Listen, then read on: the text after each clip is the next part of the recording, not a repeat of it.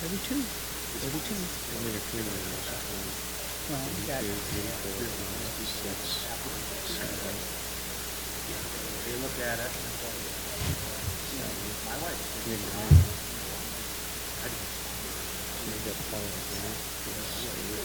I met at 11 on Wednesday with Denise and Mark, so they could sign the cards. And then Matt came over on his way home from LA. Good morning. Denise coming up with a shot. Can you hear me okay? Hopefully you can. Yeah, I'm glad you all are here. I want to call this meeting of the HOA2 board to order. And our first business is to stand for the Pledge of Allegiance.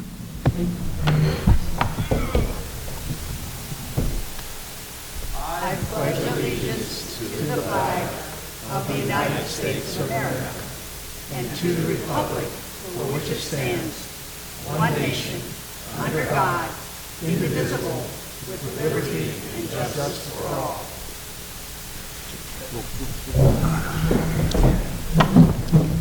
All right, thank you very much. I know you're not on the agenda, but I'm going to turn the floor over to board member Sean Kreiderman. Joey. Oh, thank you. You know, I love to always be on stage. Good morning. Today is a very, very special day. It's Administrative Appreciation Day. And although she won't be leaving us as a retiree until the end of May, the HOA2 board would like to recognize our wonderful administrative assistant who really runs the HOA. You all think Walter's the general manager? Ladies and gentlemen, our good friend, Diane Flores.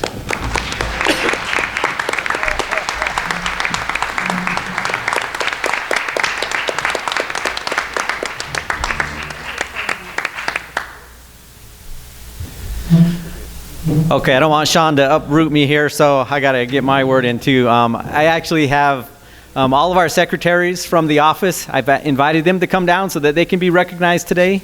So there's Adele, Adriana, Chelsea, Annette, and Shirley. I'll stand up.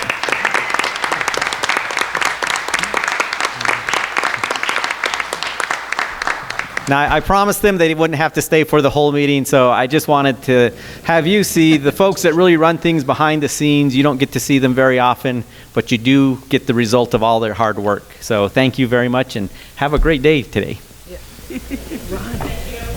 Thank you. Thanks for coming. They got to go to work. Yeah. Okay, go to work. All right. Who's running the show? Let's get going here. The first item on our agenda today is to approve the minutes of the March 29th, 2023 board meeting. Do I have a motion? I move that we approve these minutes. Second? I second it. All right, we've got a motion, we've got a second. Any comments? Any comments from the audience? Hearing none, all in favor say aye. Aye. All opposed, motion carries. Thank you. Okay, we're going to have Walter give his comments. I think, Walter, you're going to come up and do them as well. We've added something that Walter has been working, the staff has been working diligently on our software issue. As you can imagine, we've talked a lot about it. We've had software issues since the day we started using TEI. So he's going to include a software discussion in his update. It's not on the agenda. I apologize for that, but it's really, they've been working hard on this right up to this moment in time. So Walter, I'm going to turn it over to you and let you give your comments. Well, good morning once again. I'm glad to be up here to give you kind of an update on what the staff's doing. And so let me just start off by pointing behind me and saying, and reminding you and all of those that are on video that we appreciate you as the residents and look forward to serving you as a staff. So let me tell you what the staff has been doing lately. So the audit That's a big thing this time of year. We're still working on the audit. There's been a few hiccups with the software, and Terry is trying to work through those, but we're very close to finishing up the audit for 2022. In addition to that, at the same time, he's working on getting January and February numbers together and getting those statements finalized. So he's working on those also. We just had the introduction of a lot of the secretaries, administration. They're very busy. And you heard that Diane Flores is retiring here at the end of May. A couple other moves in the staff. Joey has been a houseman for a while here. We've actually are promoting Joey to be the assistant to our IT manager, and also keeping him on all of the audio-visual systems that we have throughout the community. So we look forward to having Joey backing us up in the technical world now. We needed help there. And thank you. He's back in the booth waving, so good on you, Joey. Mandy's right next to him, and Mandy, because Joey's moving, Mandy also is going to take on an expanded role. So she's also now going to pick up watching over the housemen and coordinating that with all the room schedules. So thanks to Mandy, too, for picking up a little bit extra there. Yesterday, I took all the directors out to lunch, and we went up to the ranch and had a great lunch. And just, usually every year we take out the directors and thank them for all the hard work they were doing. So we had a great lunch yesterday with all the directors and remotivated them, hopefully. Okay, fitness center. The fitness center, with folks starting to leave for the summer, some of the classes are it's a little bit easier to get into class now. The aqua classes also are starting up again, so those are actually getting more full now that the weather's warm. More people want to do the aqua classes, so be aware of that if you're trying to get into the aqua classes. With food and beverage, again, with the relocation, with the start on May 1st of the Mountain View Golf Course renovation, that leads to the shutting down of the Mesquite Grill. So breakfast and lunch we're not going to have breakfast and lunch for 2 days, because the 1st and the 2nd of May, we are going to be taking all of our stuff back down to the Mountain View Bar and Grill and setting up down there and training the staff and letting them have a chance to, really figure out how they're going to run the service down there. So, and then they'll open back up for breakfast and lunch down at the Mountain View Bar and Grill on the 3rd of May. So also on the 1st of May, again, related to the shutting down of the Mountain View Golf Course, the Preserve, the banquet staff will be having a lunch service at the Preserve Monday and Tuesday. And it's going to be a cold cut combo day. So there'll be something at the Preserve for all the golfers that are there at the Preserve on Monday and Tuesday. Now, if you enjoy all the activities that are going on, of course, Cinco de Mayo is coming up, so look for tickets if you want to get into that. That will require tickets to get into Cinco de Mayo. Tonight, there's the Neil Diamond tribute here at 7:30. Tickets are still available, so if you want to get tickets, you can do that. And Saturday, Sasso will be here in the theater, so a lot going on for the rest of the week here. Golf maintenance, of course, has started the chemical transition to get rid of the winter grass and bring in the Bermuda for the summer. So golf courses are going to be a little rough as they do this transition, so just be aware of that. With the warmer weathers, of course, the rounds are steadying out. They're not, we're not having so many delays now that the weather is better. Today, you've got Callaway fitting days from 10 o'clock to 2 o'clock. So as soon as you're done here, you can run down and get yourself some new clubs. And again, back to the renovation on May 1st, the Mountain View Golf Shop will be closing May 1st. Now, because they're closing, there's a 30% sale on merchandise. So if you want to stop by before the 1st of May, you might be able to get a good deal there at the Pro Shop at Mountain View. And let's see, marketing.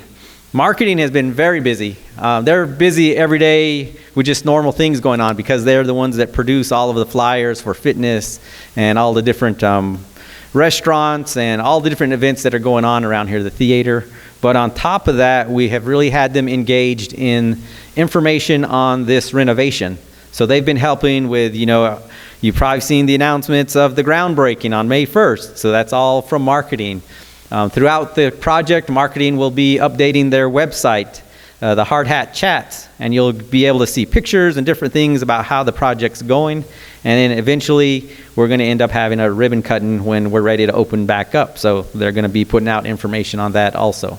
So marketing is definitely working hard, trying to keep you all informed and up to date. And with that, I'm going to bring Ray up for quick comments on what's going on with projects and facilities. And then after that, I have a briefing to present to the board.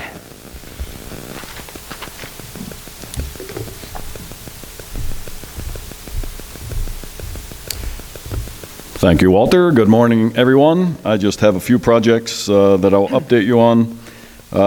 Our Desert View roofing project is well underway. The underlayment under the tile replacement is nearly complete, and we will be working on the rubber roofing replacement in the next month or so. Hopefully we get that accomplished before monsoon season. So we continue to push to maintain our aging facilities. You'll see some upcoming projects like the lower section of Mountain View Boulevard will be milled and paved. We're just about to award that contract. The supply chain seems to be freeing up a bit.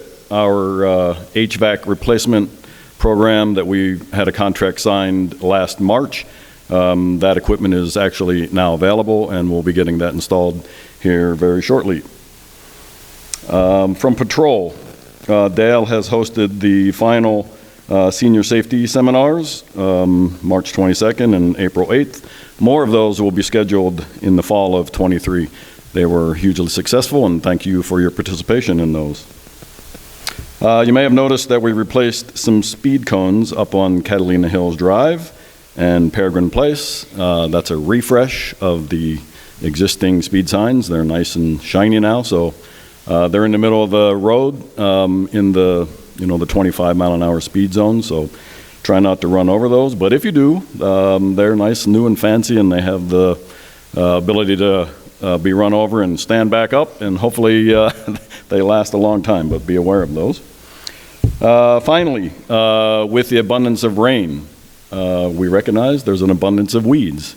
So we recently signed a contract with AAA Landscaping to help us in getting rid of those weeds in our common areas. And finally, level 5 landscape maintenance plan. We have our skid steer, we have a trailer that will be getting mobilized here in the next 2 weeks or so. So look for that happening. And that's all I have for you today. Thank you, Ray. Just want to tell you, he was awfully nice about that thing that falls over when you run over it. It really doesn't. It screws up your whole car. Don't do it. I'm just kidding. But thanks for getting that stuff installed, Ray. That's all good. The only other thing I'm going to mention, good news, our golf carts that we ordered about 6 years ago are about to show up. I think, Matt, you said the end of May, probably? May 24th, so our golf carts showed up just in time for not having a course to run on. But the good news is we're getting the roof put on the Mountain View cart storage area. And that permit was approved, I think, Ray, within the last week. So they think within 2 weeks that roof will be there. And that's a great news, really, because I don't think Matt's going to put all those carts at the preserve, so we'll have a good place to store them in anticipation of October 1 when we open the Mountain View Golf Course. So anyway, sorry, but I did want to add that because that's really something people will see as well. Walter, I'll turn it over to you. Thank you, Dan. All right, now down to business here. Go ahead and go to the next slide, Joey. Okay, so all of you are aware of the struggle that we've been having with the new software we brought on November 1st.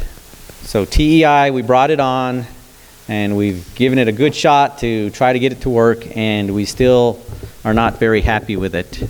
So, board, the problem set here is the fact that TEI is not meeting our needs, and we as a staff and also the residents need another software that can enhance our operations.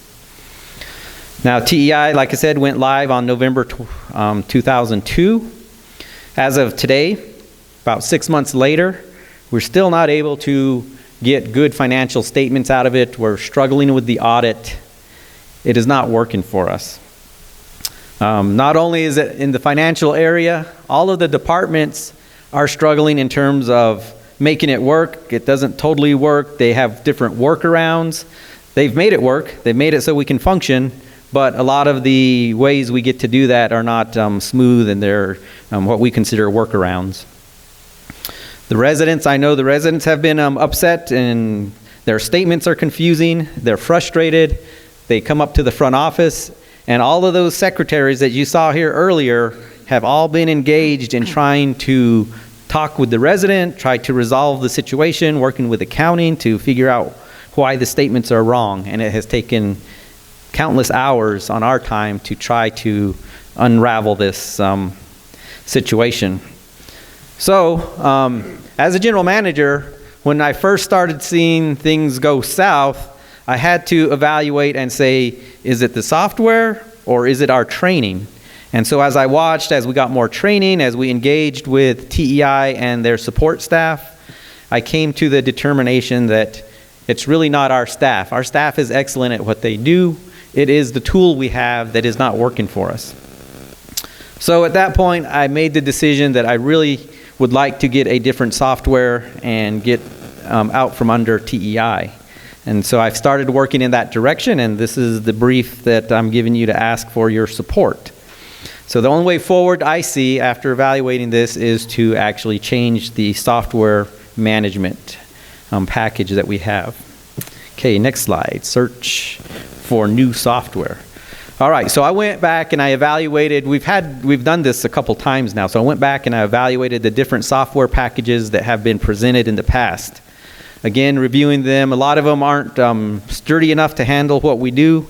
There's a couple that are sturdy enough that are used out there, but also they demand a lot of bandwidth, and we've evaluated them a couple times, and each time we come to the conclusion that our IT internet bandwidth is not big enough to handle some of the requirements that they have.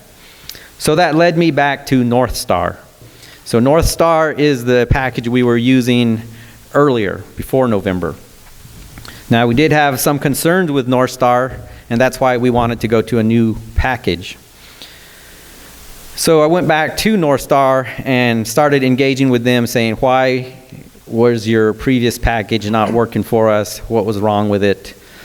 And so I had several hours of discussions with the Northstar salesperson. We actually had Northstar come out and give us a one-day presentation. They spent about 4 hours with the whole staff, and then they spent another 2 hours with marketing to go over all of the new features they have in their software, because we were using their version 6.2, and we had never updated our software to version 6.4. So we looked at the version 6.4, which offered a lot of upgrades from what we had. Some of the upgrades come in the fitness package. We weren't using the fitness package, so they have a fitness package. Jeanette, our fitness director, she's used them at a previous property that she was at, and she was happy with them, and she's like, yes, that package will work if you give it to me. So that's something we're looking at getting. They have some upgrades for the kitchen, where you don't have to use printers. It'll be kind of like the screens in the kitchen where the cook can look up, he can see what the order is. We don't have to depend on printers, because printers, when it comes to networks, printers are like a real problem. They're always going down. So I think the screen will get us around that problem and help the kitchen and the servers. The resident interaction, what they presented to us was a well-working mobile capability, where on your phone, you can do a lot of things now on your phone. You have your ID card on your phone. You can pay your bill on your phone. You can see all your statements on the phone. So I was really impressed with their mobile capability, which we didn't have in the previous version. So again, I see some really good upgrades that will make it a lot easier on us and on the residents. Another thing that was kind of a downfall is we really didn't have a yearly review of North Star, and so we went on without really reviewing North Star and what their upgrades are. So I would like, if I go back to North Star, to have them actually in their contract, have them set up to come out once a year and to update all of us on staff on what the new upgrades to their software are. Other things about going back to North Star, accounting is familiar with North Star. Accounting was using North Star, and when we were using North Star, we were getting our monthly statements out within 6 to 10 days after the end of the month. So not 6 months, but 6 to 10 days. So accounting is very familiar with it, and they know how to work with North Star. Like I was saying, fitness is familiar with North Star. All of our other directors have used North Star in the past. They're familiar with it. They know how to work with it. And the benefit there, North Star for free will give us view. Each of the directors will have view of their budget. Right now, each of the directors with TEI do not have view of their budgets. And we can't go in and manage our budget because we don't have the view of it. But with North Star, we have the view of it. Each director can go in and they can look at the budget, revenue, expenses almost on a daily basis as soon as accounting gets that into the system. So that would be my direction would be to go back to North Star. So of course the big question is, how much is this going to cost? It's not going to be cheap. So go to the next slide. So these are the costs that I have right now. One of the things that we want to do is bring on a third-party project manager to overwatch this process. You know, that way our IT guy is not the project manager. I'm not the project manager. We have a professional that's done this in many other properties. Bring her on. She'll do the project management. To set up North Star, North Star will charge us $70,000 to set up the system. We're going to need some servers, some additional server space. The server space will cost $20,000 to get the servers set up. There'll be odds and end hardware things, credit card readers, iPads so that we can take the orders at the table, which we can't right now. And the kitchen displays, and there's other things that I don't know right now that, you know, there's these little things that we have to do to specifically coordinate with North Star. So the bottom line is about $108,000 to switch back over to North Star. And then there are, of course, monthly costs, which I show at the bottom there. There's as soon as we have servers, because we need some extra servers, which we will just rent until we get North Star back up and running and TEI done with. That's going to be $600 a month for those servers. And then just the normal cost of support from North Star, which is a wash because we pay this anyway to TEI, is $5,000 a month for their software. So what we're looking at is $108,000 to get us running, and then the monthly cost associated with that. So my next slide. My recommendation and my request to the board is to approve our switch in the club management software from TEI to North Star and the needed funds to do that, which I laid out in the earlier slide. Thank you, Walter. Before we call for a motion, I'd like to just say that obviously this is a big problem. We all have heard it multiple times. It's affecting us in many areas, and keeping staff from doing their real job has been part and parcel to this changeover. So it's an issue that needs to be solved. I wanted to also say that this started some time ago and with all good intentions. No one from prior boards, no one from prior staff had anything but good intentions when they decided to make a software change. It's unfortunate that the company that was selected wasn't able to perform to the expectations that everyone has had for them.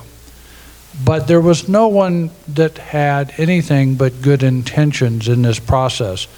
So what I'd like to just suggest, as for the board specifically, and maybe as we go forward here, that we keep that in mind. So we're not here to pin the tail on the donkey. We're actually here to solve a problem and move forward, which is dramatically needed at this point in time. That's my perspective, but I wanted to give you that perspective in addition to what Walter has been able to tell us at this point in time.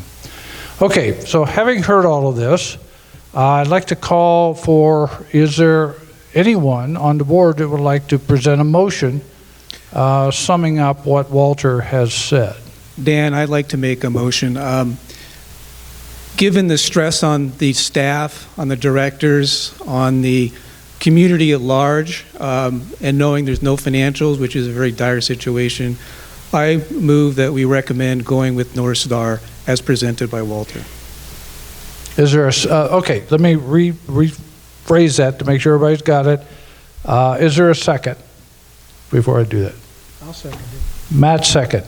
So the motion on the table is essentially that the board approve staff to sign a contract with North Star to begin implementation of a new software system in replacing the current one, TEI.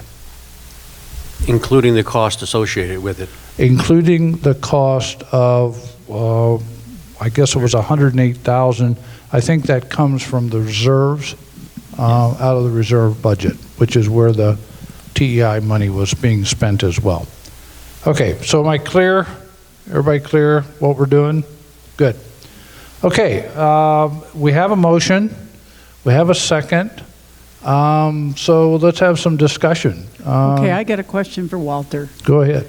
Walter, if this passes and today's the 26th of April, when would we as residents expect this to be implemented and get back to normal?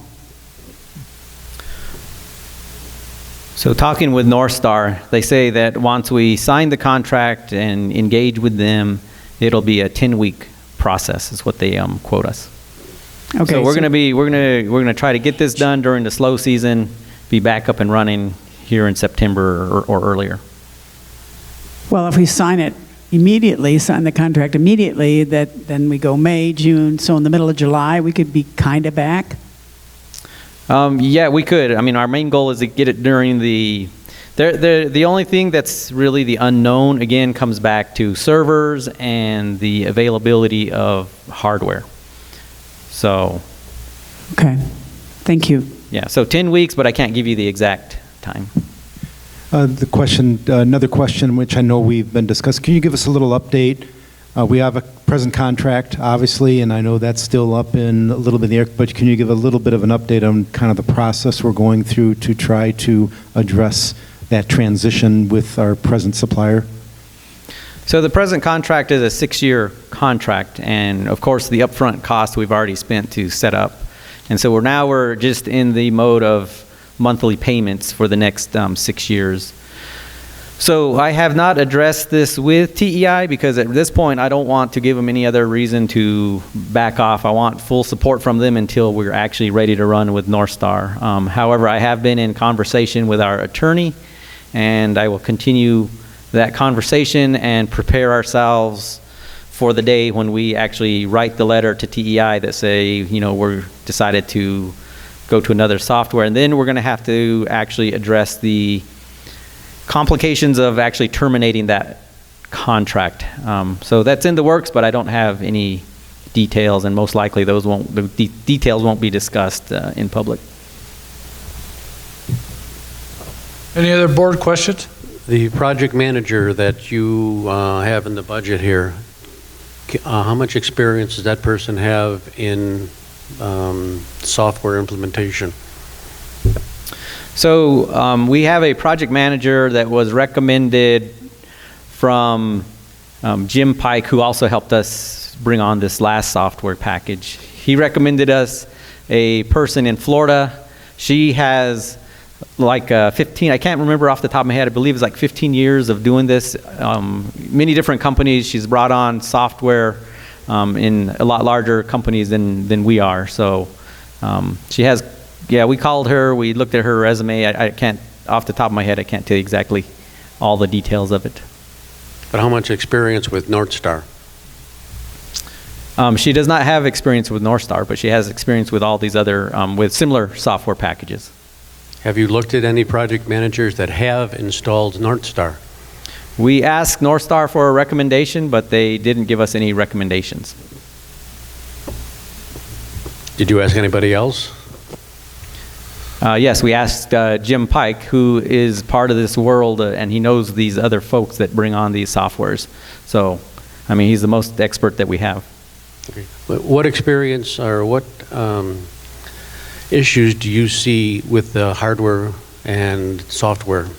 Or not software, hardware and memory, internal and external memory. You mentioned that because of the supply chain, it may not be available. Right, so we use Leashenach as our IT support from downtown, a professional company called Leashenach. So we've been in discussion with them, and we've looked at what we have on our racks, and we have looked at what Northstar requires. And they said, okay, you're going to need a couple more servers to give you the room you need to do this juggle, because we have TEI on new servers, but we can't fit Northstar on that same server, so we need some other servers to do the juggle. So that's the question. We have asked them, but we don't know exactly when they can get servers for us. So right now you are required to put Northstar and TDI on the same server temporarily, is that correct? Well, we looked at that and we're not able to. There's not enough room on our existing servers. Right, but once you get new servers, new memory, internal memory and external memory, you will have both on your servers internally. No, we will move Northstar, we will move TEI to the servers we're renting.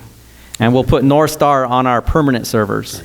And then the thing is, we've got to keep TEI until next year because of these audit processes. So we're going to have to keep the capability to tap back into our TEI data.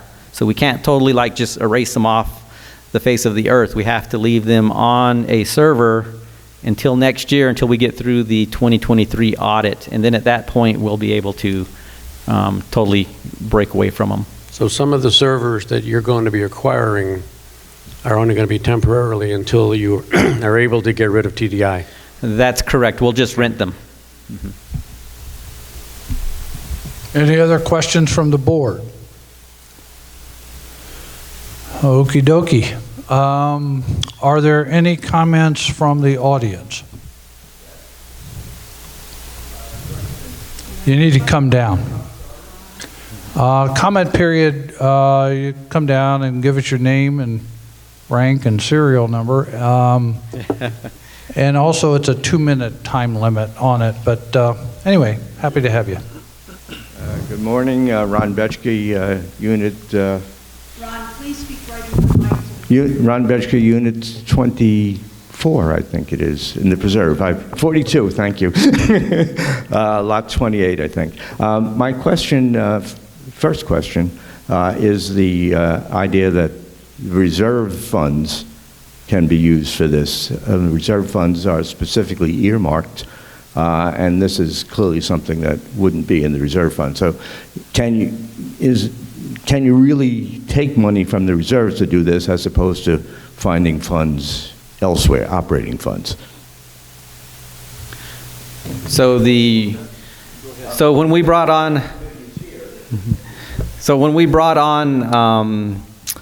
in the reserve fund, there is a line item for this software, and that's where we tapped in to bring TEI on, because we had an existing Northstar software. We were just replacing it with TEI, so we used the line item in the reserve for that item.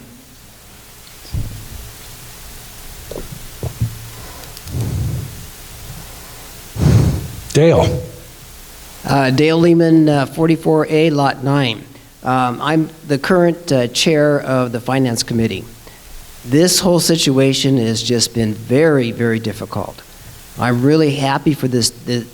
I'm happy this day has come because I thoroughly support the decision to go back to North Star. We cannot continue what's going on.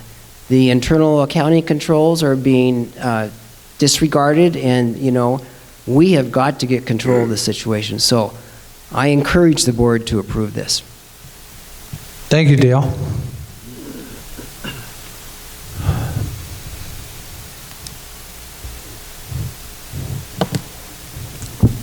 Good morning. My name is Alan Grotzky, Unit 23. I have a question with respect to going back to North Star. When we initially went to North Star, they promised us the world. They delivered very little.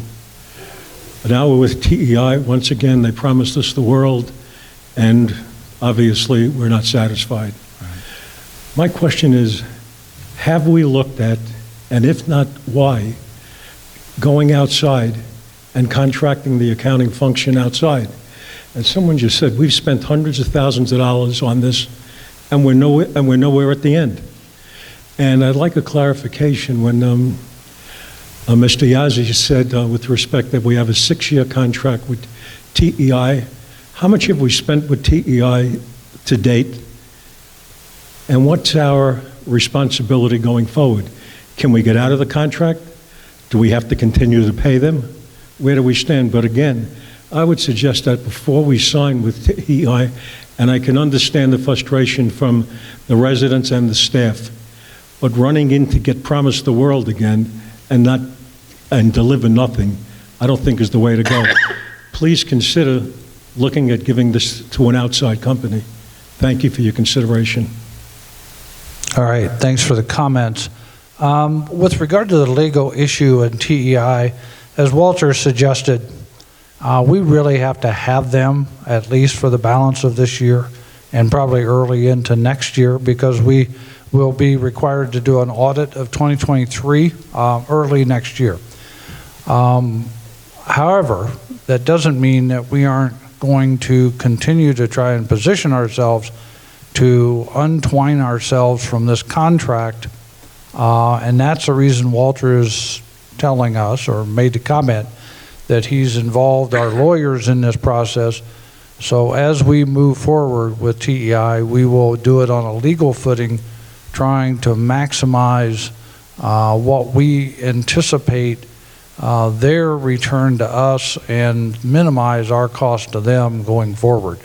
So it's a lot of stuff, but right now we're trying to, just like Walter said, keep them interested in servicing our account, because that's very important to us right now, today, until we turn the switch on North Star. Walter, did I say everything? That was good. Good summary. Okay, cool. Any other comments from the audience? Dan? Yes. One question. Walter, when was release 6.4 available? I don't know the exact date, but that's their latest. About? Yeah, I don't know if it was within the last year or so. I'm not sure. I don't have the date when it was released. And when did we notify them that we were no longer going to be using North Star? So we notified them in October of 2022. And then we went live with TEI in November. Okay, thank you. Okay, hearing no more comments from the audience, thank you for the comments, and no more comments from the board. The motion is that we move forward, sign a contract with North Star, and use them as our software provider moving forward, giving staff that authority. All in favor, say aye. All opposed? Okay, Walter, thank you. This has been a long struggle, and we just appreciate so much how much you and your staff have put into keeping us whole during this process. So thank you. make sure the staff understands how much the board appreciates all their hard work. We look forward to better days. So thank you. Thank you, Dan, and the rest of the board. All right, that was fun. Okay, now that we've heard we have no finances, we're going to have a finance update. So, Campbell, I'm going to leave it up to you. Thanks, Joy. Could you put up a black screen up there for me?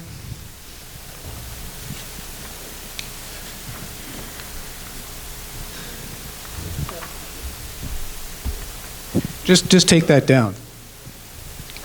I don't think people can read it anyway, but go ahead.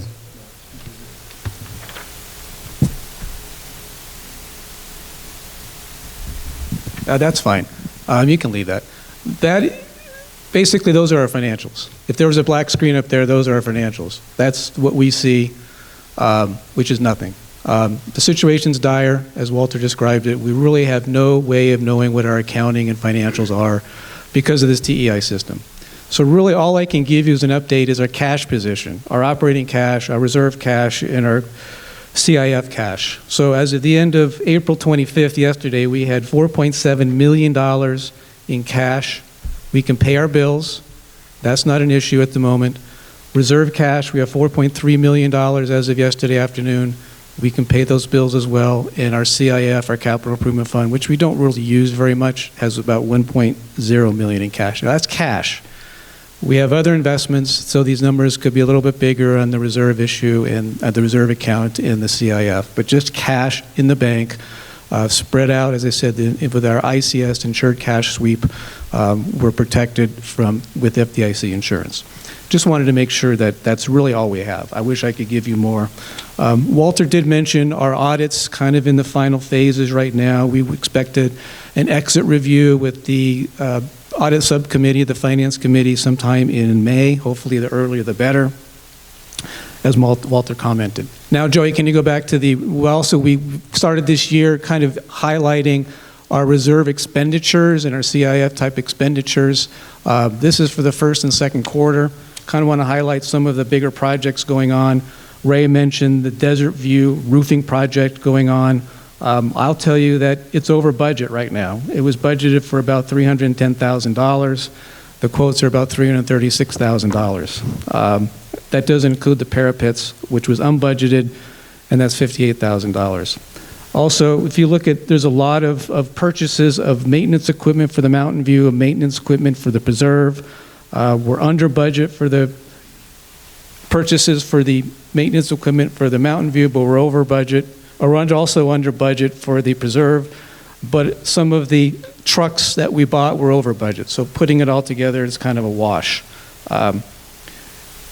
As Dan mentioned earlier, we're looking for our golf cart fleet to come in May. Hopefully we'll close that loop and get that paid off. And then the other thing I want to point out is the repaving of the second half of the Mountain View project, which is going to be ongoing. Budgeted $750,000, you can see, but we're getting bids on the low side of $800,000 and bids on the high side of $900,000 so far. So those are just kind of the checks and minuses that we have right now. And then, Joey, the next slide. This is kind of our, maybe a little bit more readable. This is our planned expenditures, first quarter, second quarter, from our capital expenditure fund, from our capital improvement fund and from operations. Just kind of equipment. We did buy a track loader, which is a tracked vehicle for common area maintenance. That was delivered, I believe, earlier this month, or maybe even last month. There's a trailer associated with that. We financed that with a lease, so we're paying $2,000 a month over a 60-month lease. And then we're also looking at some other purchases that go on down. So the right-hand column is what we've actually spent to date, and the left-hand is what's in the budget. So that's kind of where we are with our reserve, CIF, and operating capital expenditures for the first 4 months of the year. And that's the financial update, Dan. All right, so Campbell, that was the finance update, so you're going to move into board guidance? Yeah, okay. This time of year, we do have our board guidance for the budget for 2024. I do want to kind of read the next slide, Joey. The objective here from the board is to direct and oversee the development of a 2024 budget that provides the necessary financial resources to operate our amenities at the most cost-effective way possible, yet also provide the highest level of resident satisfaction. So we're going to work hard on that over the next several months. Next slide, Joey. Work hard on that the next several months and get that put together. Now, for those who don't really know where your dues go, I thought I'd just throw this slide in here. The official name of your dues is called the Property Owner Assessment. It's twice a year, as we all know. It's really divided into two areas, primarily into two areas, the operating fund and then the replacement reserve fund. About 70% of the POA goes into the operating fund, and that's used to cover the operating expenses to run the organization, as well as to subsidize the amenities, the golf, the food and beverage, lifestyle, those type of things. And then also 30% or so on average goes into the existing, the replacement reserve fund. And that's used to replace existing infrastructure, repair, remodel, replace, renovate. Example is where you're sitting right now. The Desert View was remodeled last year. I think it was last year. That comes out of the reserve fund. The roofing project on Desert View above us, that's also coming out of the reserve fund. So there's things like that. Things you don't normally see when you drive around, except for the roads, comes out of the reserve fund. The Mountain View renovation is coming out of the reserve fund. That's obviously very big. It's $5.77 million. So thought I'd just point that out as kind of an education. And then next slide, Joey. Okay. The budget process starts with a business plan. The directors of the departments have a business plan. There's a format that we used last year. We're using the same format this year. There are two types, those for revenue-producing business plans and those for just expenses, such as G&A, facilities, those types of things.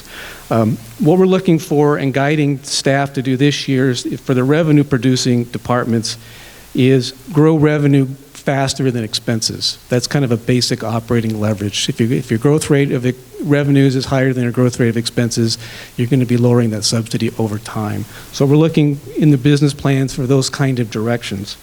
Also focus, I think, more on unit sales, get more of us to use our amenities than just raising prices. It's probably going to be a combination of both. I understand that with inflation, you got to probably look at the pricing structures.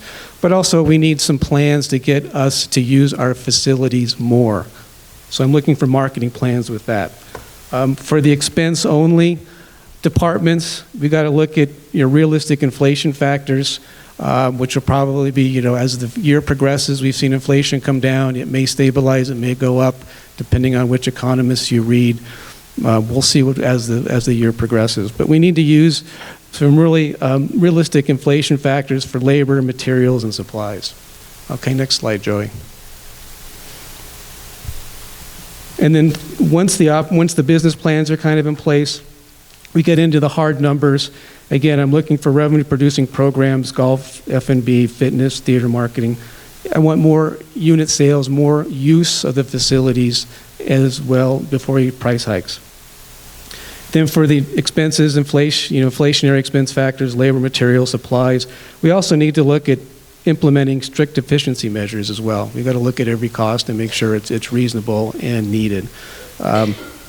Getting down to the bottom line, cash net income, looking for above 2% of expenses, including our CapEx from the operating fund. So that's one of the things we're directing staff to do. And then for capital expenditures, we're looking for something really not exceeding $350,000 for that. Next slide, Joey. Continuing on, replacement reserve. We need to look at the impact of inflation on planned expenditures. According to the budget, which is published and online, expenditures for next year are $4.8 million. We got to look at that, and with inflation factors factored in as well.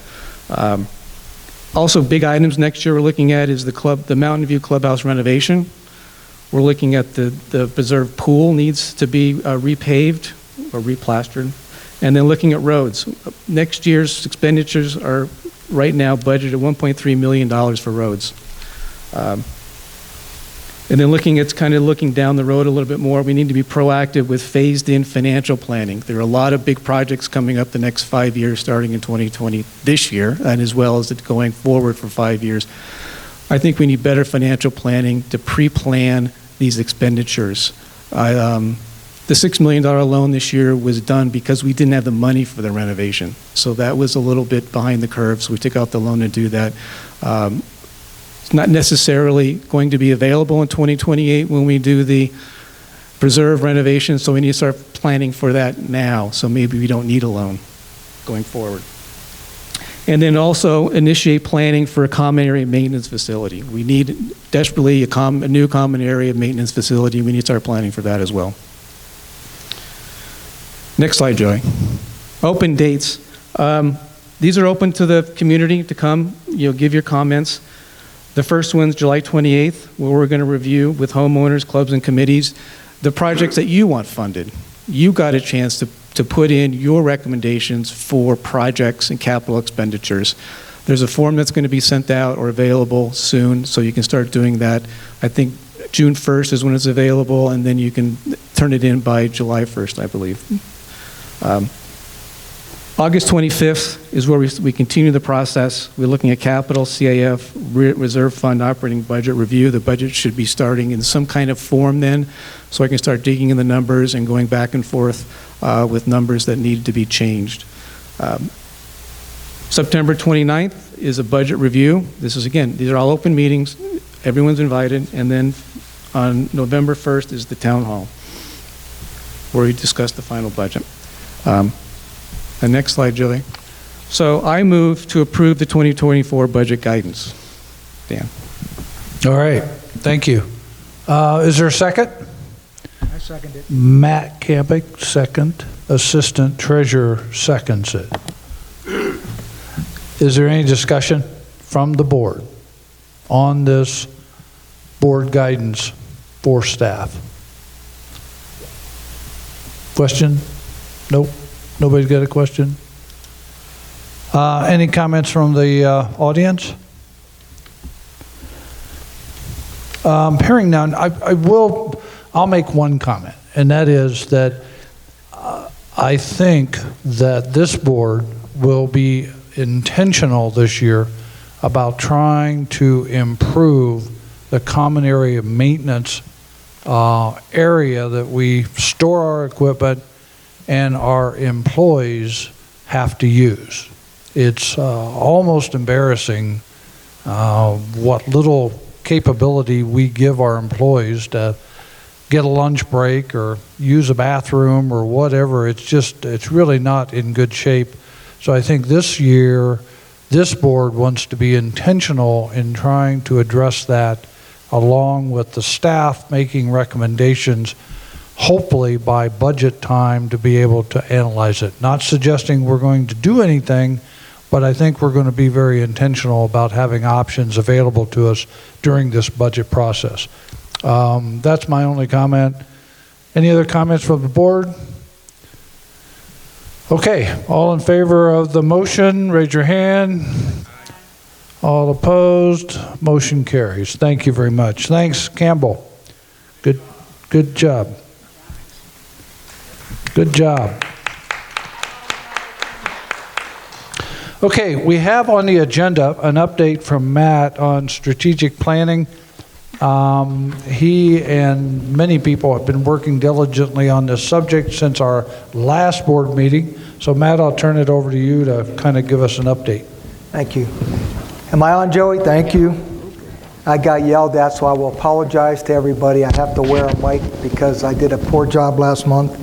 And so I hope you hear me better this month.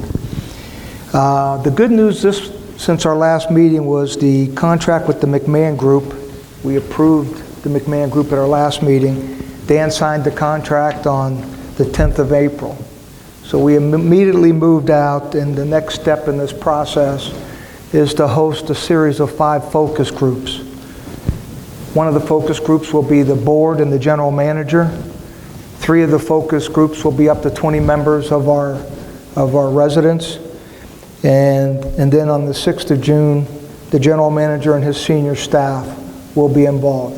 What the McMahon Group is doing is soliciting inputs from board members, staff members, and the residents about the direction you want the community to go as far as services, your amenities, and what you want in your community. And this is going to shape our survey that every resident in the community will have an opportunity to participate in to provide us your best thinking. The strategic plan will be built off of the analysis that comes out of the data that the residents provide in the survey process. Next slide, Joey. Kevin Carroll is the Vice President for Club Consulting, who will be working with us, and his partner is going to be Jeff Evans. Jeff is a subject matter expert on common interest real estate communities like ourselves, actually working with HOAs. One of the things that made McMahon Group attractive to us was their extensive experience in working with HOAs. Next slide, Joey. So I just wanted to point out who all the stakeholders are, because I think maybe I didn't do as good a job last month as I had hoped to. But the stakeholders include, of course, the board. For all intents and purposes, we are going to be your strategic planning committee. Walter and his staff, the residents who participate in our focus groups. And we've got a call out, and I know Diane's already reported to me that many residents have already contacted her wanting to be a member of one of our focus groups. I would hope we'd have an overwhelming response to that call to action. And then when it comes to the survey, I don't have to tell you about how well communities do with survey results. But the truth is, we need this community's best effort, because we're committed to shaping the future for this community with one primary focus. How do we maintain and enhance our collective property value? And this strategic plan is going to be essential to producing continuity of effort from this year's board to next year's boards and the boards down the road. Every resident and your thoughts matter. And then, of course, we are paying for expert advice. There are good things. We call them benchmark communities around the country. Wouldn't you like to be part of a benchmark community? That's our aspiration for this community, is how do we become the most effective at providing the services and the amenities that you want in your community. Next slide. I'll let you read this.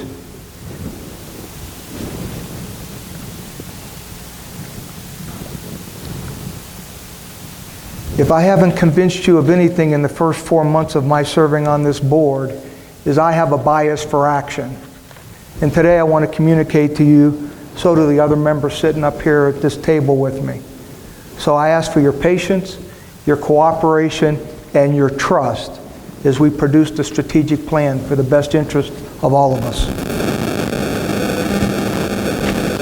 Thank you, Matt. I think that's a great update. We are in action mode, as Matt mentions. I will tell you that there seems to be a common thread of concern that we're doing it at a bad time in the year. Snowbirds are leaving, and that's true. But I will tell you that 2/3 to 3/4 of all homes in HOA2 are by year-round residents. We're all year-round residents. Many of you are as well. And I think we will do well in the focus groups. We hope to have seasonal residents who are still here participate, but I have no concerns whatsoever that year-round residents who live here and see HOA in action 12 months of the year can give good input for that strategic feedback that we're going to need through the survey later in the summer. So anyway, I'm excited about it. I'm excited to be a part of this process. Thank you, Matt, for that update. Okay, Matt, you're still on the agenda. We need a Rincon room update and potential motion. Cool. Next slide, Joey. So last month, I made the presentation on the work that a couple of us here on the board and Walter and his staff were involved in, and that was the repurposing of the Rincon room. made a recommendation that we go out to the community to get feedback whether they support a course of action 4 or not. And once again, I failed in my communication skills someplace because as you'll find out when I go through this slide, folks took the opportunity to talk to me about a lot of things that had nothing to do with course of action 4. So I'm going to try and get better in the future on how I try to communicate with all of us. We ended up with 355 resident responses over the 21-day period. I was pleased with that number. Supporting course of action 4 were 215. Opposed to course of action 4 were 90. Between those two sets there, that was a 70-30 split. I did have 50 other comments. Receiving the comments, some of the members of our community think we're doing a great job, and some of the members of our community think we're failing miserably. I'm sure previous boards have never had that experience.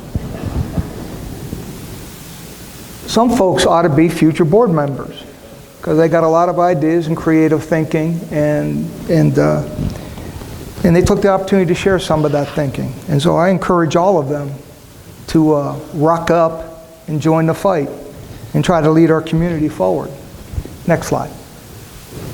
So one of the issues that I get punched in the nose about was cost. Everybody wants to have a conversation about cost.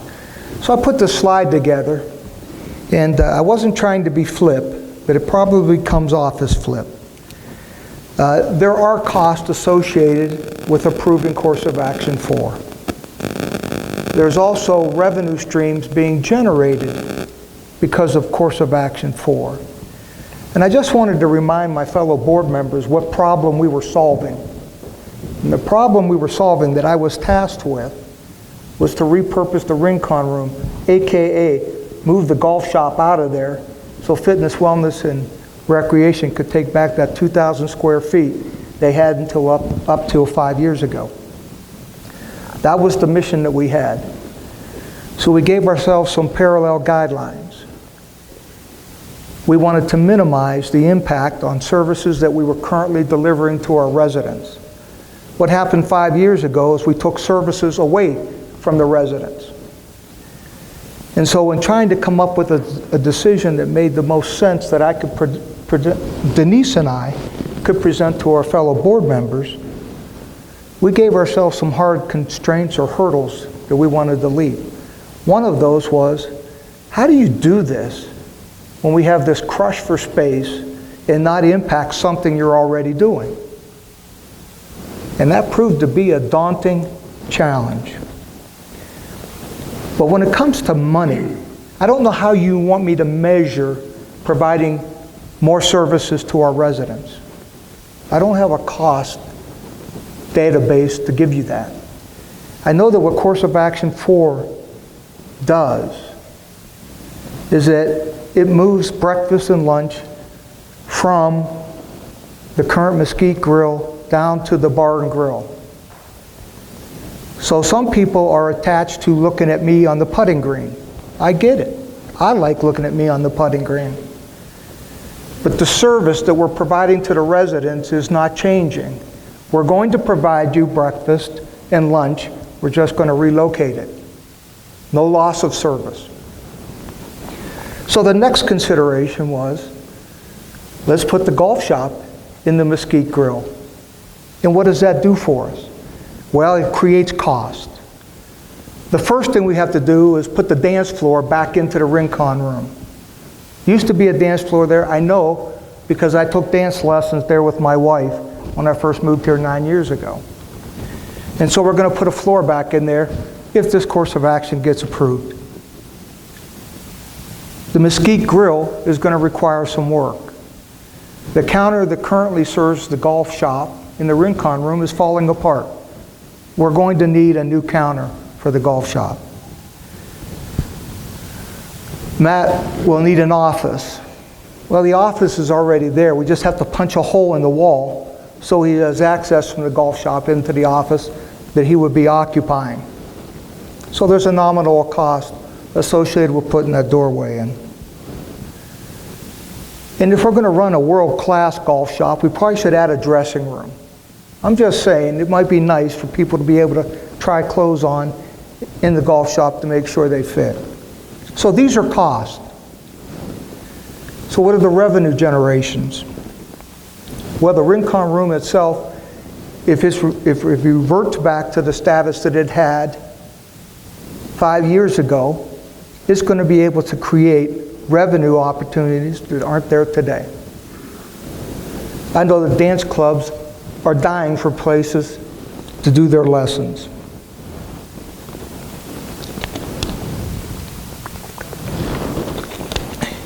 Denise and I met with Jeanette, our fitness director, and Denise asked her point blank, one of the course of actions we're considering is to get you the Rincon room back. What would you do with it? And so she laid out the fact that, well, first thing she'd do is move all the spinners back up there. It's where the spinners used to be 5 years ago.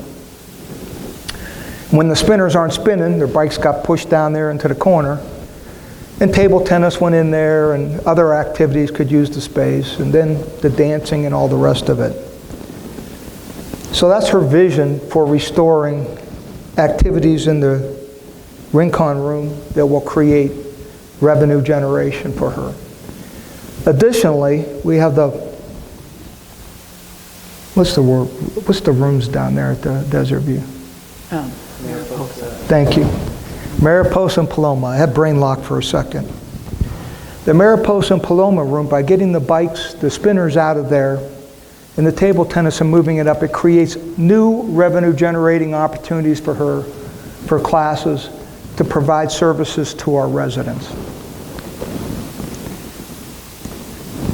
Let me talk a moment about the food and beverage operation. None of us here fully appreciates or understands the complexities associated with the breakfast and lunch operation currently being conducted at the Mesquite Grill. But there was a cost associated with the way that we do that. We're going to gain efficiencies in the food and beverage. That's not my assessment. That's Walter and Alan's assessment. It carried weight with me. Being more efficient does a lot of things. Another revenue generating capability, we're going to continue to serve breakfast and lunch at the bar and grill, and the proposal is to add a snack bar, which will generate revenues for us. Now, some people want me to give you specific numbers. A year from now, I will. But what I'm going to tell you, in the short term, there are nominal expenses associated with this course of action. In the long term, sustained year after year, the revenue generation is going to make it pale in comparison. So these are the courses of action I presented last month. Nothing has changed between that presentation and now. Denise and I are still recommending course of action for the board's consideration. Next slide. Having said all that, I move that the board vote to approve course of action 4. What that entails is relocating breakfast and lunch to the Mountain View Bar and Grill permanently. Relocate the golf shop from the Rincon room to the Mesquite Grill. Establish a snack bar operation in concert with the golf shop. And reallocate the Rincon room to fitness, wellness, and recreation. I will take your questions, sir. All right. So we have a second, or I'm sorry, we have a motion on the table right now. Do we have a second? Second. Campbell, second? Okay, cool. It's time for questions from the board. So if anyone wants to ask Dan, Matt, I have a question Yeah. for Denise and for basically Denise. Is the new pro shop, is your idea to make it as revenue efficient or generate enough revenue that HOA 1 does, which is like $350,000 a year in revenue? Is that possible with the Mesquite under the right circumstances? Honestly, there's no reason that we can't get to that number. There's a lot of work that needs to be done. We've gotten a lot of feedback from a lot of residents on opportunities, and I think with Matt Hudson's help, and just a rejuvenation of what we can possibly do in sales and merchandising. I think it's that and then some. We have a very large active community. There's no reason that we should be falling short. And honestly, with marketing, Walter's talked about marketing. They've done a phenomenal job on giving us opportunities on how we could possibly create new logos, and that adds all new merchandising opportunities that we haven't seen yet today. Are you going to help with the configuration of the new pro shop? I hope so. I look forward to it. Okay, good. You're getting ahead of us, buddy. Yeah, we do need to vote on this first. Yeah, we need to vote on it. Matt, how in is Alan as the head of our food and beverage to establish a snack bar? I'm going to let Walter. Walter, will you address that, please? So Alan is supportive. There are some challenges he sees, and we've talked about that. We'll continue to discuss that to see exactly how that ends up looking, and and if we can meet the request of the board on what they envision it looking like. So there is still some discussion, but for the most part, we're supportive of that. Okay, and the other question that I came across reading all the comments that people sent in, the 350 comments, was the outside of the Mesquite with the chairs and the places for people to sit after they're done golfing. That is not going to change, correct? So an artist's rendition of the future. Right. Okay. Everybody wants the finished product right now. Well, we don't know what we don't know yet. But it is our intention to leave all of the social stuff on the patio remain there, so all the golf groups continue to do what they want. We just want them to buy our hot dogs, drink our beer, and start buying from the community and stop bringing the stuff to the golf course themselves. We're trying to create an environment that allows us to live within the rules that we have in our community. Okay, thank you. Sean, you bring up a good point, and I think I will speak for the board, I read every comment. So it's not like nobody read anything, we looked at a summary and that was the end of it. I read every comment. One comment that did come up, which I wanted to address, a person, obviously is a lady putters representation of, they have a large group of very active ladies that have a putting group on Monday morning. I know that because I play golf on Monday morning, and they're very excited about that activity, and I'm just happy to see them. They're just really fun to watch and show how much fun they have living in Saddlebrook. Their concern was, hey, closing the Mesquite, is this going to mess up our ability to rally in the patio and get things started and have a conversation? The answer to that is absolutely not. There is no intention to do anything to that patio other than make it as accessible, if not more accessible, to all of our homeowners. So I just wanted to say that because they represent a large group and they were concerned, and they shouldn't be concerned if we make this change, I believe. So anyway, just wanted to say that. Any other questions?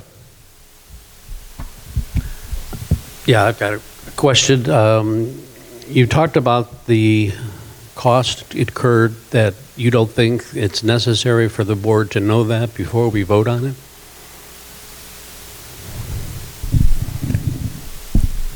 Yeah, we'll get the quotes after we tell Walter and his staff what to do. I don't have any quotes in my hip pocket for you. No, but I think the board should know what the cost associated with these changes are, in addition to any increased revenue from the food and beverage and the exercise group, before we commit to making these changes. I don't think we're doing our job to approve something not knowing any cost involved in the project. And that's what you're suggesting we do. No, what I suggested was there are costs. and But not they're- knowing them. They're nominal for the strategic decision that we're trying to make. But hold one second. Walter, you have any wild guesses about what these costs might be? Swag? If I make a comment, it would be a wild guess. So I don't have a wild guess. I mean, there are just standards out there. There's, whatever, $4 a square foot for flooring and stuff like that. But I'm not going to be able to give you a good estimate right now. Well, part of the issue is that some of these costs, or majority of these costs, are going to be coming out of capital. So we're going to have to change the 2023 capital budget to put these in place. And we're also going to have to adjust the food and beverage if there's increases in revenue from food and beverage, and increase the revenue from the exercise group in the budget for 2023. And again, as a board member, I would want to know what those are before we determine how many changes, those changes we're going to make. The only comment, Chuck, I would make, and I think this is very much a neutral discussion in terms of cost versus the revenue offset to that, but that's my opinion. The only thing I would agree with the suggest- concept of moving it. There's no question I about understand, that. but do you think it's significant? Do you think anything you've heard here today is significant, either cost-wise, really? That's the point. I don't know. I have no idea what the Yeah. cost is to You're talking move. about a floor, you're talking about putting a door in a wall. There are costs, no question. The new counter for Matt in his operation probably should have been in the reserves anyway, because if it's falling apart, we really already own it. But anyway, that's my comment. I'm sorry, I won't go any further than that. Yeah, and I would say, I think it's tough to tie it down. The one, I guess, if you could say good thing is we've really spent little or no money out of the capital improvement fund, and it's got a lot of money in there. So, I mean, we have the financial capability to do something like this that we think is going to really improve the experience for the residents.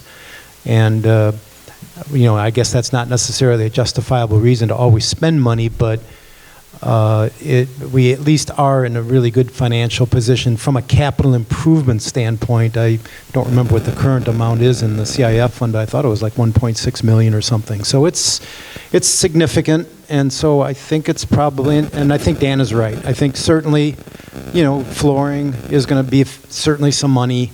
Adding, boxing out a place where people can try on clothes is going to be some money. We're going to have to replace the counters. I'd be surprised if it overall is such a significant cost that it wouldn't be offset by the year-to-year advantages of the income. So I guess I'm willing to trust that as part of the decision. I guess that's just kind of my view. So. Honestly, when you look at the last 4 surveys, and if we're listening to the residents of the community, and they've talked about how much they want more fitness and more recreation. And for me as a resident, for a board not to be listening to that for the last 4 surveys is unfortunate. And I don't know what cost you want to attach to that, but that's disappointing.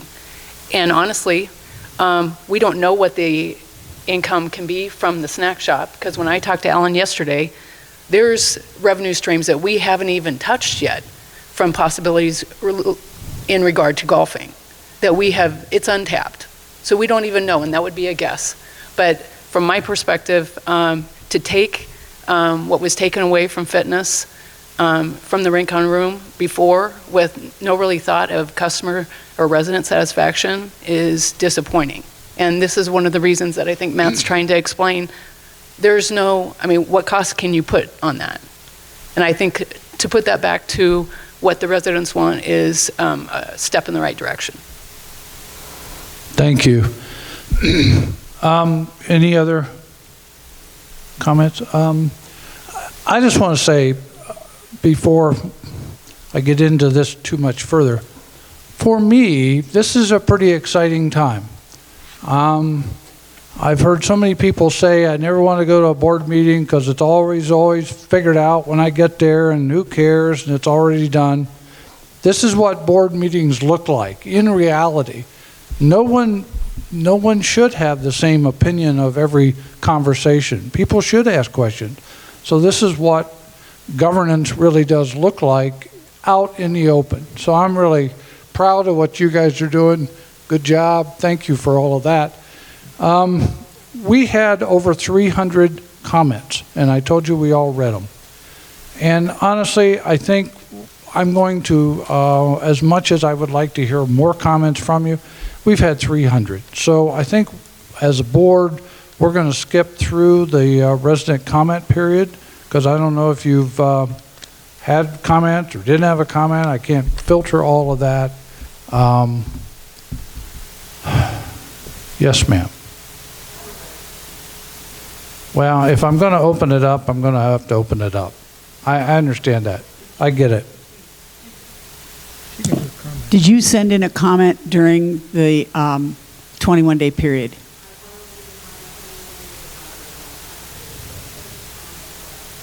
Okay, I'm sorry, I can't hear you. Did you send it yes or no? Yes. Okay. Yeah, okay. Then we have it. Okay.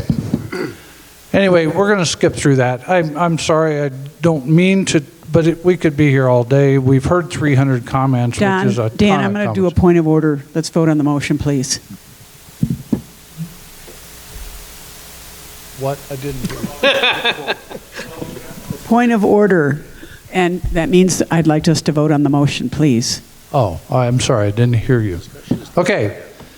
All in favor of the motion as described, which is relocate breakfast lunch, Mountain View Bar and Grill, relocate golf shop Mesquite Grill, establish snack bar operation, relocate Rincon Room to the Fitness, Wellness, and Recreation Group. All in favor? Aye. Say aye. All opposed? The motion carries. Thank you very much. Thank you, audience. Thank you, all the people that wrote in. I don't know about you, but I think the process worked. I think that everybody hopefully had a voice. You may not have gotten exactly what you wanted, but at least we know by 70% what homeowners believe in this somewhat contentious discussion. I'm looking forward to the results going forward, and I'm looking forward to getting a hot dog at the snack shop. Okay, so the next thing on my agenda is just a couple of announcements. For the records coming out the end of this month on Friday, which is coming right up. Next board meeting will be May 31. That will be our annual corporation meeting in conjunction with a regular meeting. So it'll be our annual corporation meeting and a normal board meeting. So that's May 31, 10 o'clock here at Desert View. General Manager's Coffee, Walter is holding that on May 3rd at the, I'm guessing Ballroom West, Walter? Yeah, Ballroom West. Typical stuff, show up, you get a free cookie and some coffee, and Walter will bring us up to date on what's going on and ask for any questions or any comments at that point. Okay, that's what I got. I'll call this meeting as adjourned. Do I have any comment? 1 May, Mountain View groundbreaking ceremony. How did I miss that? Lord. 1 May, next Monday, we're cutting the ribbon. We're saying a lot of speeches, and we're going to be excited because this is a big day in the life of HOA 2. So be at the Mesquite. We will have a big pile of dirt that will get shoveled, and we'll have some thank yous, but especially to residents who have supported this process. This is a big deal. So May 1, 10 o'clock at Mesquite. Thank you very much. Meeting's adjourned. Thank you. Okay. So we look for resident comments. If there are any at the end of the meeting, you can happily come up give us your name and lot number and unit, and you have 2 minutes.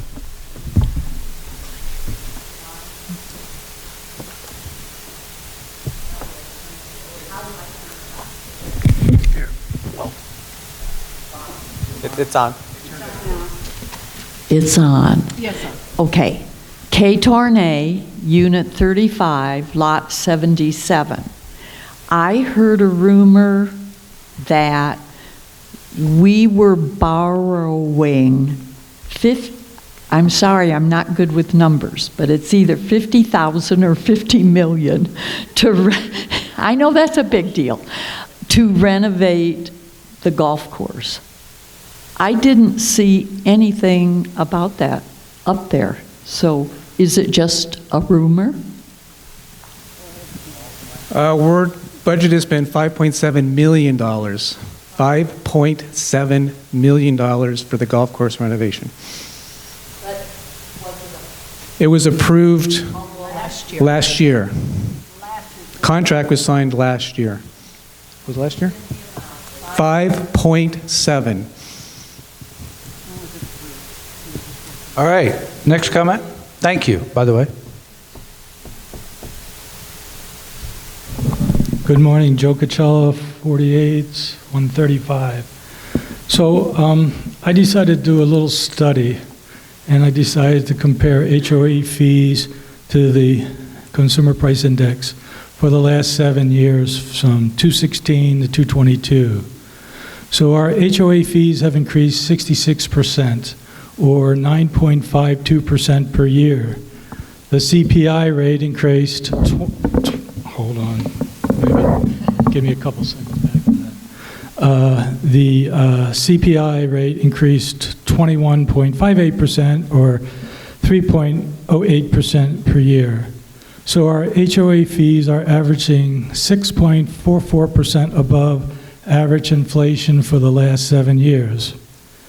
What does this data suggest? Well, to me, it suggests it's costly to maintain our current services and amenities. How do we get better control of rising expenses? Not sure. But the first thing to do is not add any more, quote, new services or amenities. Doing so will only add to cost pressures, which are quite high. Going forward, I hope the board will focus on the cost and understand that we need to maintain what we have and not continue to want more. We live in a finite area.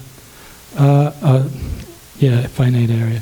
So finally, I'll ask, hopefully the McMahon group will take a look at this question. And I'm just one person, but I'm pretty sure there's a lot of other people in the community are concerned about the rate of change in our fees. And I could tell you, if you extend this forward for 7 years to 2030, if we continue this trend, our $275 becomes $457 a month, and extended another 7 years to 2037, it becomes $758 a month. I'm pretty sure that there's other members of the community that would like to see that addressed and made a goal to contain. So thank you very much. If you have any questions. Thanks, Joe. Appreciate your comments. Lots there. I think the strategic plan will help dramatically in this process. Dan. Yeah. Joe, great work. 7 years ago, we didn't own the community. Robeson did. You were living in a subsidized world. Okay, so what you haven't done in your analysis was consider just how much were we subsidized. The problem is we now have a community that's 28 years old. When we crossed the line of departure on 1 January 2018, the conditions were not set. So for 5 years, the board has been working hard to get their hands around the economic realities of what it's going to take to run a community now that it's no longer subsidized, that we own. I promise you, every board has been engaged in that conversation, and I know we spend an inordinate amount of time working on it. More to follow, Joe. Just like a quick follow-up, I can come up with 2 ways to reduce the golf subsidy for the non-golfers.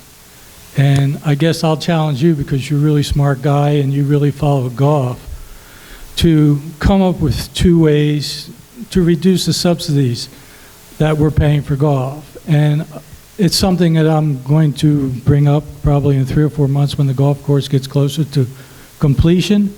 But I hope you put your little brain to it, because you're a very dynamic person and do a lot of good things. And you all do. So thank you very much. Thanks, Joe. Okay, next person. Morning. My name is Sandy Williamson. I'm in Unit 33, Lot 47.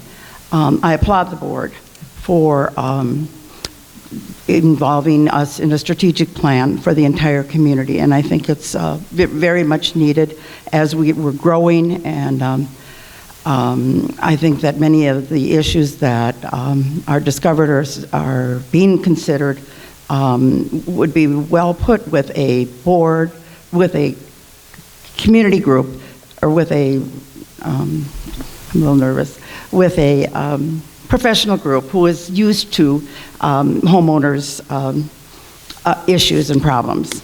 I did write a comment last night about the board's decision that was just made to go ahead with suggestion number 4. I will submit that a 21-day comment period is not very long, and I will also submit that the 4 choices could have been more dynamic. I would like to see those comments published. I think there could be other uses than the 4 that were put forward. I did send a comment to Director Sean last night, and I understand you were all copied. One of the things that could be done would be going back to the huge amount of work that was done last year to have a community center and an activity center like HOA1. I laid out just some elementary things that I thought could be used for that community center. I understand you were all copied in that letter. This decision, many people out in the community think, oh no, we're just closing the Mesquite for the remodeling time period for the golf course. Others think, no, we're closing it completely. If our marketing department had really let people know which one it was, but now we do know after the board's vote. You just made a vote on changing a software decision. You were willing to go back and say, okay, this wasn't right. Let's take this. You could do that with this vote that you just made on decision number 4 for the Mesquite. You could publish the other 50 comments. You could put this out in the focus groups. They're starting next month, and get more comments. My feeling is that if we turn the Mesquite into a community center, more people would be able to use a beautiful facility, a facility that the golf shop would still use. In decision number 4, there was no net gain for meeting space. We're past your 2 minutes, so if you want to wrap up. You've gotten the letter, I'd like you to reconsider. Thank you. Thank you for the comments. I would suggest you send in your name for being on a focus group. Sounds like you got some good opinions. So please volunteer. We've all gotten very used to Zoom. That means 1/3 of the residents are not here during this time. Maybe it would be a good idea to make some of the people who are on the focus group be able to participate that on Zoom who are, because that's a huge number. It's a huge number of residents. 350 responses in 21 days really is taking. I get it.